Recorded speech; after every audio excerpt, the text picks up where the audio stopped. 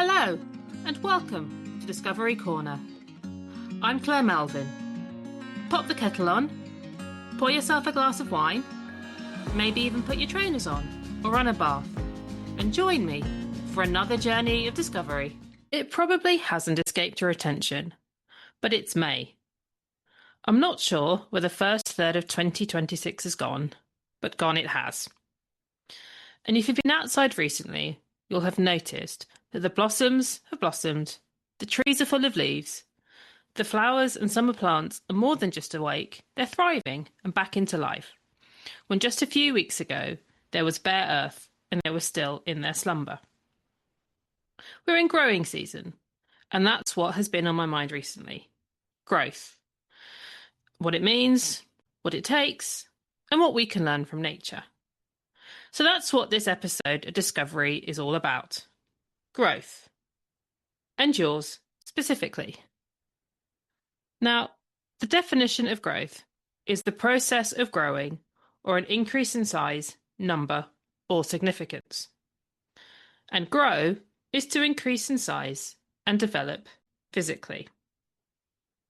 As adults, when we talk about growth, we're not really talking about getting bigger, unless you're training to be a bodybuilder, but more about expanding your horizons or learning something new.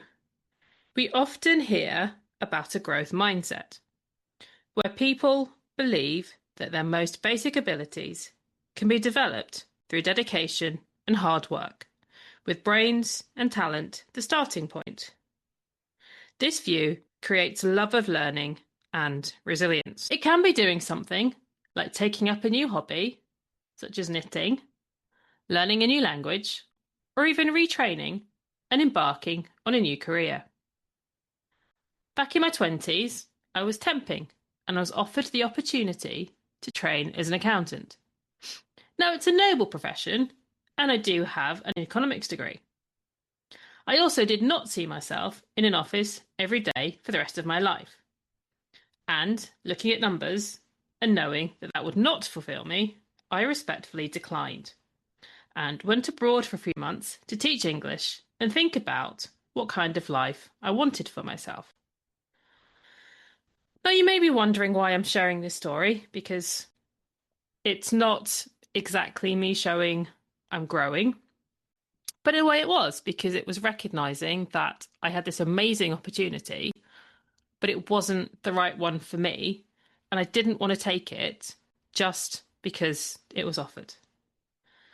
And we all have our own growth stories and opportunities that we've been offered, that we've accepted or passed on. And years later, we feel either relief or maybe some remorse. And I promise you, there is zero remorse about me not training to be an accountant. It absolutely was the right decision for me. But all these opportunities, whether we've taken them or not, they have all taken us to be the people who we are today. And we can't change the past, but it has shaped us. And maybe, just maybe, taught us a few things along the way. So back to the topic at hand. And I started the episode talking about the outside world coming back to life recently. Brown being replaced by green and lots of colour. Now, plants don't grow by accident. I am not green-fingered at all, so I know this. You can have the finest seeds in the world, but if you don't look after them and you put them in conditions that suit them, you put them in conditions that don't suit them even, guess what? Nothing happens. Plants need sunshine. They need water. The right soil. Sometimes they need fertiliser or extra fuel. And on cold nights, they need protection. Now, you wouldn't necessarily put little jackets around them. Don't know how you could do that, actually. But it's definitely one of the reasons why seeds are planted in pots in greenhouses. You have a much greater control over the conditions. And of course, we're people and not plants, but the same analogies apply. Sunshine. This is the stuff that lights you up. The fun stuff. Spending time doing the things you love with the people you love.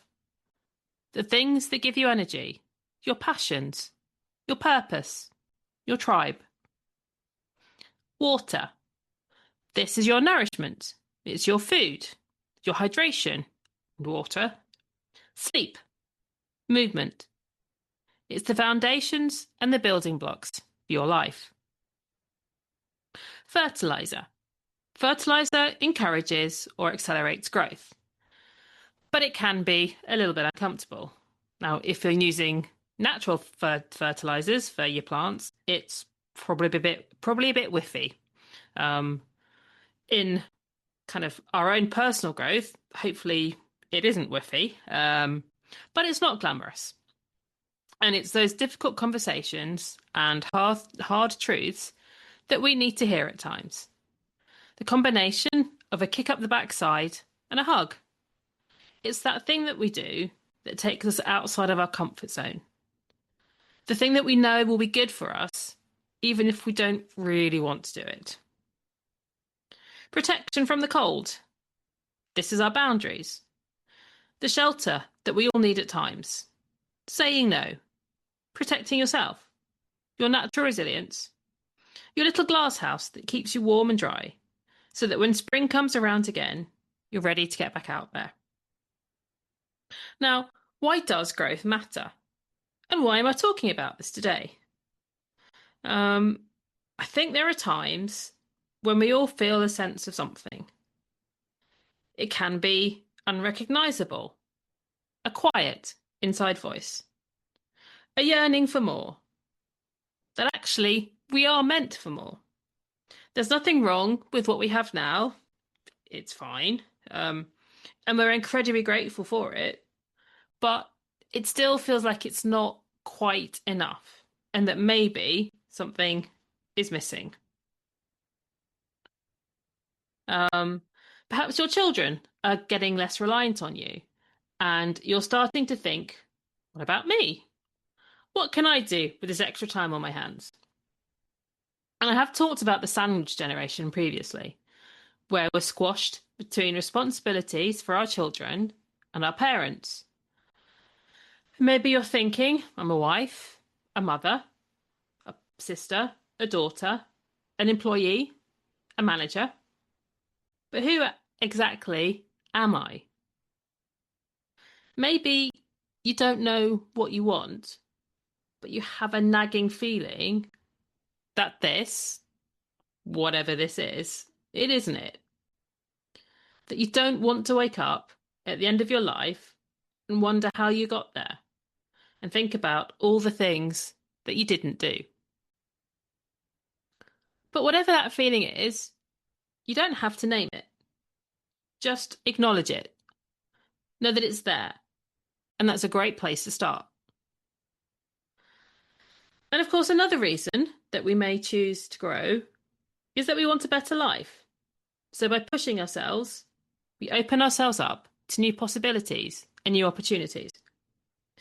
And who knows where they could take us. Of course, we might not always choose growth. Sometimes the time might not be right. I don't believe there's a right time, but I do believe that there is a wrong one. And it isn't an excuse, it's a fact. And actually, that goes back to my story at the start, that it was a great growth opportunity, just not one great growth opportunity for me. There are other reasons as well, though, that we may choose growth perhaps isn't the right thing. Or we may think that growth isn't the right thing. It's not because we're lazy, and it's not because we don't want something. And it can be down to the fear of the unknown. If you stay where you are, it's safe. You're in control. You know what to expect. There's also fear of failure.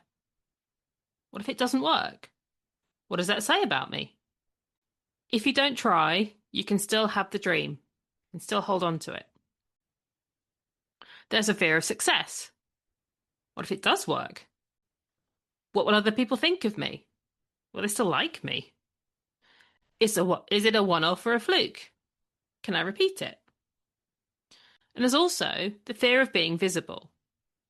If you try something, then you're putting yourself out there. And maybe people will judge you. And you might think that they then don't like what they see. So we don't do it. We wait for the right time, which doesn't exist, for the kids to leave school, for when we're less busy, for when feels good, for when ... But who does this harm by not doing anything? Us. You. And if it fails, actually, so what? You've tried. Look at Sir Richard Branson, for example. Virgin Cola, Virgin Vodka, Virgin Cars. All examples of businesses that didn't succeed. But Sir Richard didn't give up. He learned and he moved on. And in fact, he has said, if you want to innovate, you have to be willing to fail. The biggest risk is not trying at all. And it also reminds me of one of my favourite quotes by the poet Erin Hansen. What if I fall? Oh, but my darling, what if you fly? And I get it. Life right now is uncertain. And it's hard. And it feels really hard. And staying where we are, it's safe. It might be exhausting, but we know where we stand. It's familiar. We know what to expect. And then this is when I'd say again, there isn't a right time. And there is a wrong one. And the best thing that you can do is to make a decision with all the information that's available to you. And you know what? In 6 months' time, you can make another decision. And then another one. And another one. And ultimately, this is your life and you get to choose. But if the choice is no, because of fear, then you deserve more. And what does that show to those around you? To your children. They pick up everything, the good, the not so good. And we want our children to be happy, healthy, resilient, maybe even fearless. And they model our behaviours. So what are your children modelling? Now, going back to gardening, if you stop taking care of your garden and you stop pruning, stop tending the soil, you stop nurturing your plants, your gardens overgrow. They become untidy. I don't like calling plants weeds. To me, they're wildflowers. And they can be beautiful. But they take the nutrients from the soil for the plants that you've already planted. And they grow very quickly. And they're not always the nicest of additions to your garden. And stinging nettles, here, I'm talking to you. And also, you're neglecting your garden. And you're not taking care of everything. So if we go back to our analogy, you are the gardener of your own life. And there are things that you can do right now to put yourself in the best position to grow. So get comfy and imagine that these are going in your gardener's belt. So sleep. This is probably your most powerful tool. It sets the foundations. If you're tired, it's really hard to function optimally. So being well rested enables brave decisions and clarity of thought. And actually growth starts the night before with an evening and a bedtime routine. Nourishment. This is your fuel. What you eat affects how you feel. And we're not talking perfection, but intention and eating with purpose. And sometimes if you want to eat the chocolate cake, have the chocolate cake. Life's too short. Maybe not every meal, but, on occasion, do it. Absolutely. Hydration. Now, hydration and not being hydrated can affect your mood, your concentration, and your ability to think straight. And for me, I'm prone to headaches when I'm dehydrated and when I don't drink enough water. So drink your water. And if you don't like water, please drink something else, but stay hydrated. Movement. This isn't punishment. No, I beg to differ in my reformer Pilates classes. But movement, and indeed regular exercise, strengthen your body, improves mental health, and boosts your metabolism. And as we head into menopause, it also plays a crucial part in helping bone density, building lean muscle, and reducing the risks of injuries and falls. And I don't know about you, but if I'm struggling on a problem, I go for a walk, and it generally presents the solution. Rest and relaxation. Now, this isn't sleep. This is an intentional pausing, having a coffee in the garden, listening to the birds, reading something for pleasure, doing nothing, maybe doing some meditation. We're not human beings. We are human beings, sorry. We're not human doings. We're human beings. So sometimes just be. Fun, laughter, playing, being silly, dancing around the kitchen in your pyjamas. We need balance in life, the yin to the yang. And all work and no play, well, we don't want to end up like Jack, do we? Connection. Now, in a forest, trees share nutrients through their roots. And the trees also provide canopies, cover, and shelter animals and other plants. They thrive when they're not on their own. And we're the same.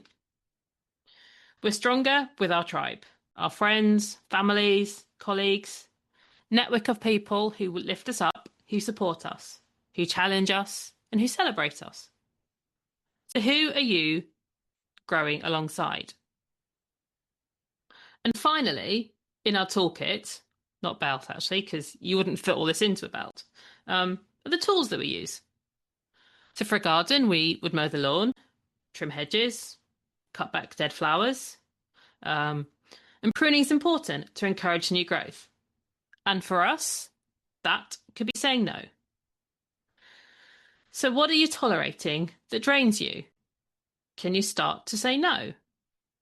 And also, it goes back to pruning people.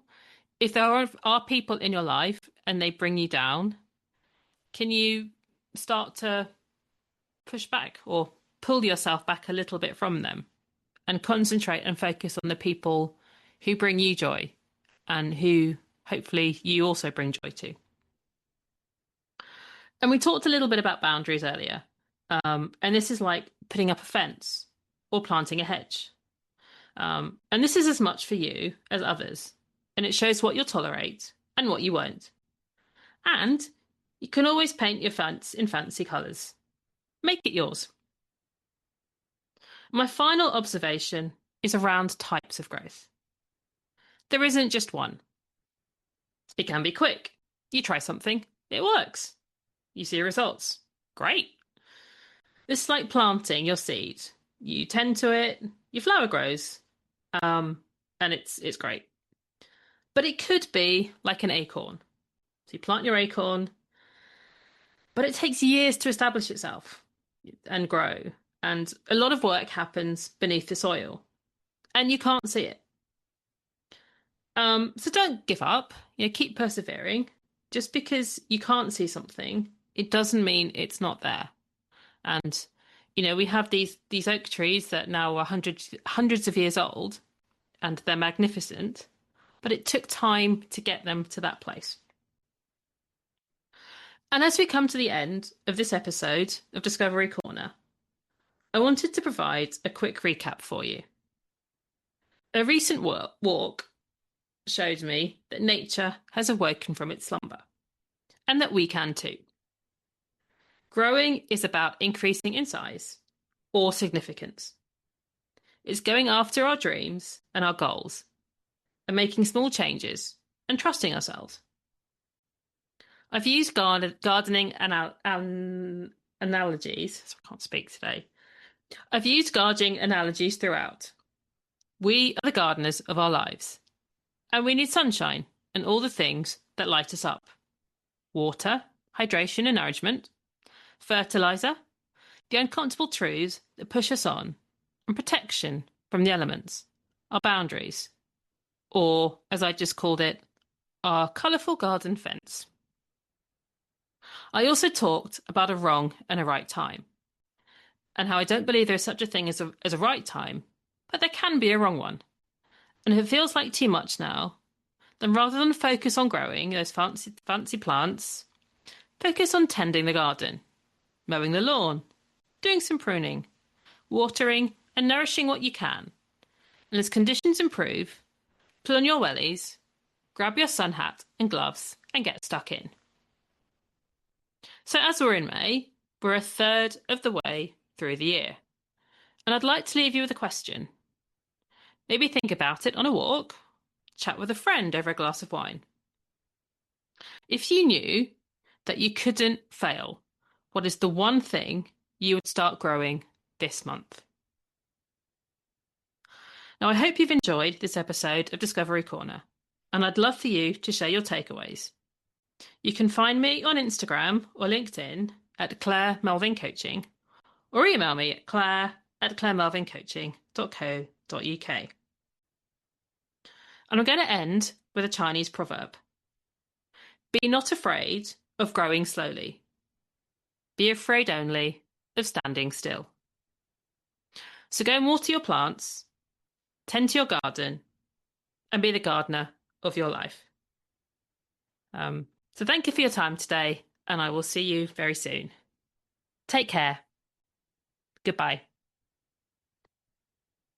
Thank you for spending your time with me today. Look after yourself, and I'll see you again soon. Stay curious and keep discovering.